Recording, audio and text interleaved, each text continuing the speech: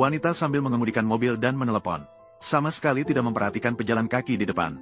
Dalam sekejap, dia langsung menabrak mereka. Wanita itu segera turun untuk memeriksa setelah menabrak.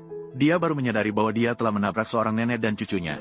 Nenek melihat cucunya ditabrak dan langsung pingsan. Dia segera meminta wanita itu untuk cepat membawa mereka ke rumah sakit.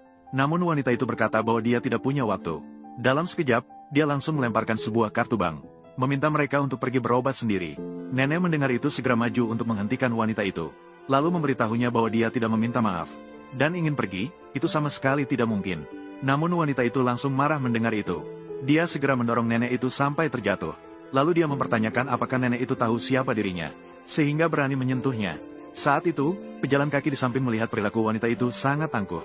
Mereka segera keluar untuk mengkritik kesalahannya. Namun wanita itu tidak peduli dengan apa yang mereka katakan. Sebaliknya, dia memperingatkan mereka untuk tidak ikut campur. Jika tidak, jangan salahkan dirinya jika tidak sopan.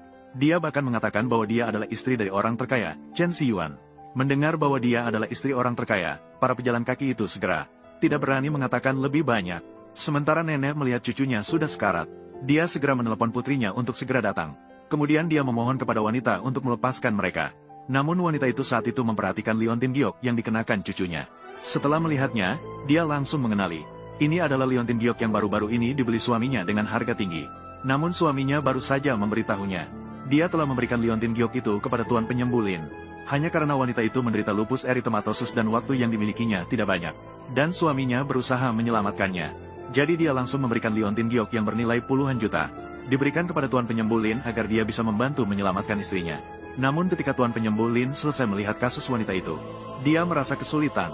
Karena kondisi penyakit wanita itu sudah berada di tahap akhir. Dia juga segera menyatakan sikapnya kepada orang terkaya. Dia mengatakan bahwa dia hanya bisa memperpanjang hidup wanita itu, tidak bisa menyembuhkannya sepenuhnya. Namun orang terkaya merasa puas setelah mendengarnya, karena rumah sakit sudah menyerah pada wanita itu. Dan setelah itu, tuan penyembulin juga memberikan liontin giok itu kepada putranya. Jadi liontin giok yang dilihat wanita itu adalah liontin giok milik tuan penyembulin. Tidak mungkin itu adalah anak tuan penyembulin. Jadi di detik berikutnya, dia memanggil sekelompok pengawal, sambil berkata bahwa dia akan mulai memberikan pelajaran kepada mereka. Dan nenek khawatir anak itu akan melewatkan waktu penyembuhan darurat yang terbaik. Jadi dia ingin segera membawanya pergi, untuk menyelamatkan klinik kesehatan tradisional putrinya. Dan wanita licik mendengar nenek menyebut klinik kesehatan tradisional. Dia langsung terbangun. Dalam hati dia berpikir, bukankah ini klinik tuan penyembulin?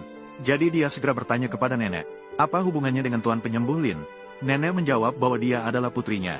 Tak disangka, wanita licik tidak percaya setelah mendengar itu. Dia mengira nenek sengaja berbohong, untuk membuatnya membiarkan